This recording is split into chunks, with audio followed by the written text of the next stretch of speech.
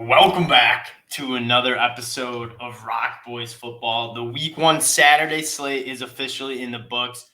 And I wanted to hop on and talk about what we talked about in the summer was this Florida-Utah game was going to be one of the best games on the Week 1 slate. And it certainly was. It's a game that we had the Florida Gators money line. Didn't feel great about it. But if you're giving me the Florida Gators at home as underdogs, I like this spot. And we found out a lot about both of these teams. Before we get into kind of recapping the game, what I took away from it, I just wanted to say thank you guys for all the support you guys have shown the channel. The Gators fans, the Utes fans, you guys both have been absolutely awesome supporting us. We like both teams. We talk a lot about Utah. We talk a lot about the Gators in the summer. So if you guys do like the content, you like talking college football, consider subscribing to the channel. We really do appreciate you guys. Let's start breaking down this game. And I think we learned a little bit more about this Gators team and the fact that Anthony Richardson is that dude. Now, if you're a Gators fan, you're extremely optimistic about what the ceiling for this Florida Gators team, especially this offense, the sky's the limit. I mean, we talked about this in the summer. Anthony Richardson has all the tools. He just needs to get more experience under his belt. That's what Billy Napier talked about, I believe, at the second half interview, and saying that he's doing a good job of seeing what we're doing, what the defense is doing. And that's kind of his step in his process that you need to see in the sense that he needs to get better at seeing the field, seeing where his checkdowns are, and going through those progressions. And I thought he did a really good job. And I thought the offense and Billy Napier and that offensive staff did a really good job of putting Anthony Richardson in spots where he is very, very comfortable. A lot of play action, getting him outside the pocket, letting him see the field a little bit better. And you could tell Anthony Richardson, there was never a point where Anthony Richardson felt uncomfortable in that game.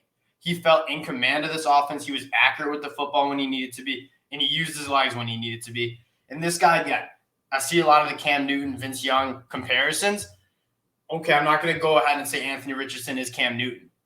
But you'd be lying to yourself if you don't see some similarities. When he wants to be the best athlete on the field, he is. He's the size of a linebacker. He's got speed like a wide receiver. I mean, this dude is special. And he's also a very good thrower. I thought his accuracy, hitting his receivers in stride, letting them get after the catch yards, was something you feel really good about. And then just complementing it with a really strong run game. This is something that Florida wanted to do. They go out and get some transfers from UL that Billy Napier brought over. I thought the run game was really good. And you take a look at these team stats. I mean, this was as competitive a game as it could have been. Florida had 23 first downs. Utah had 25. Yardage, I think only 5 yards separated them, 446 to 451. Only 5 yards separated them. Only one turnover a pop. And some of the biggest things you want to take a look at is this number right here. It's only 7 penalties for 38 yards. That is not something we're used to seeing from this Florida Gators team.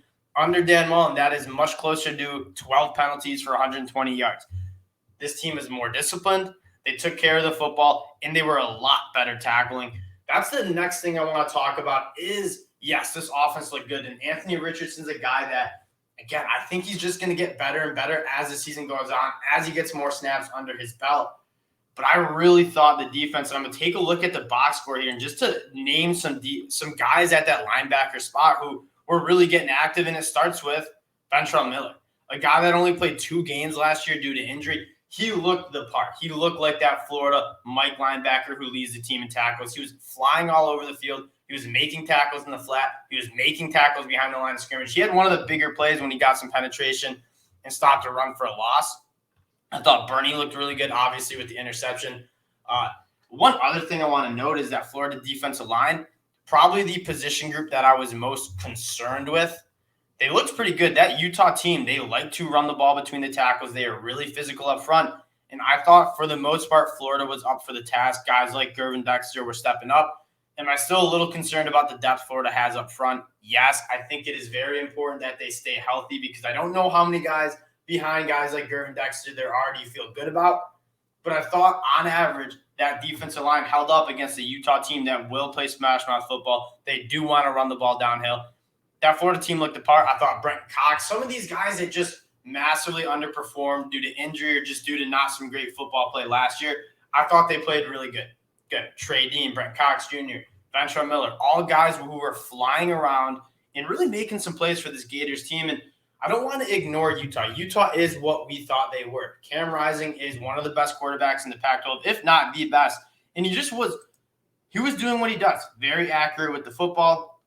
They established the run really well. When Cam Rising needed to scramble and pick up some yards for his team, he could make that happen. Again, the biggest concern I have for this Utah team is where those explosive plays going to come from if they're not going to the tight end.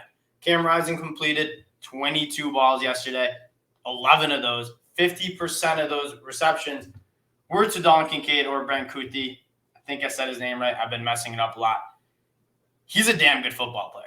But again, I'm just concerned that where these explosive plays are going to come down the field if it's not from the tight ends. I think Tavian Thomas, he's still that dude.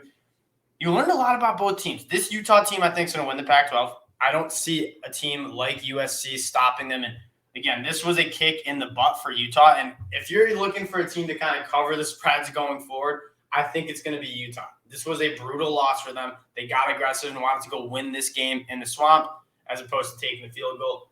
Obviously didn't work out.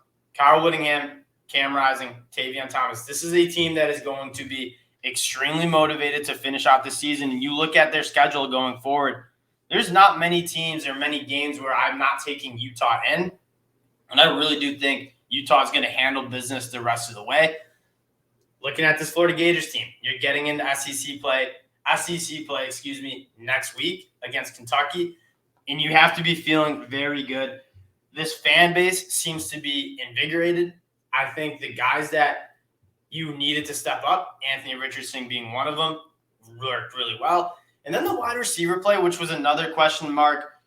Ricky Pearsall, the transfer from Arizona State, he looked really good. Xavier Henderson, I really liked what they did. They was like, we're going to get him the ball in space and let him work.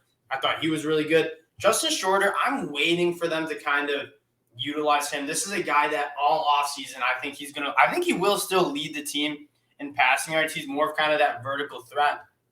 Anthony Richardson can push the ball downfield. You didn't really see it that much in this Utah game. I'm very excited to see when you bring those safeties in the box to stop this Florida Gators run game. Can you get Justin Shorter down the sideline at the boundary and let him go up, climb the ladder, and make plays? This is a guy who's very, very fast, pressing the field vertically. He's got good ball skills. He's a guy that has all the traits you want. He's just got to put it together. Thought the run game looked really good. Montrell Johnson, obviously with the fumble, but he runs the ball hard. Trevor Etienne, the Travis's little brother, I thought he looked really good with only 5 carries, but he was running the ball hard. Put the ball on the ground twice. Obviously, Trevor Etienne was able to recover his. That's not great.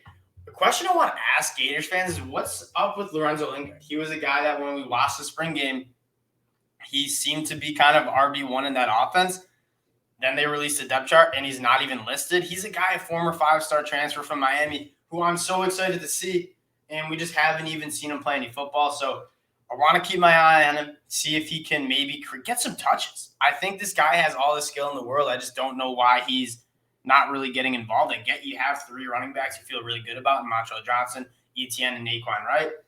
I want to see Lorenzo Lingard a little bit. Other than that, Anthony Richardson, he looks to be the guy, legit Heisman contender in my opinion. Whether he's making it happen with his feet, whether he's making it happen with through the air, I feel really good about it. As a Gators fan, you have to feel really, really good about what you saw, how the fan base looked at the swamp, how Anthony Richardson looked. The defense was flying around making plays. Billy Napier has clearly changed that culture in Gainesville. Very, very excited to see this game against Kentucky next week. Wanted to keep it short with you guys. Again, Utah, still very good. I still think they're a top 10 team. It's just a really tough spot on the road against the SEC opponent with the Florida Gators. Anthony Richardson played about as good of a game as he could have played. You got to feel good. If you're both fan bases, you got to feel really good. Obviously, the loss for Utah stings, and it stings hard. This team's still going to be really good. I still think they're going to win the Pac-12. And when you're looking at the college football playoffs, it's still in play. You run the table, and I think you still have a legitimate shot at least in New Year's Bowl. You certainly in New Year's 6.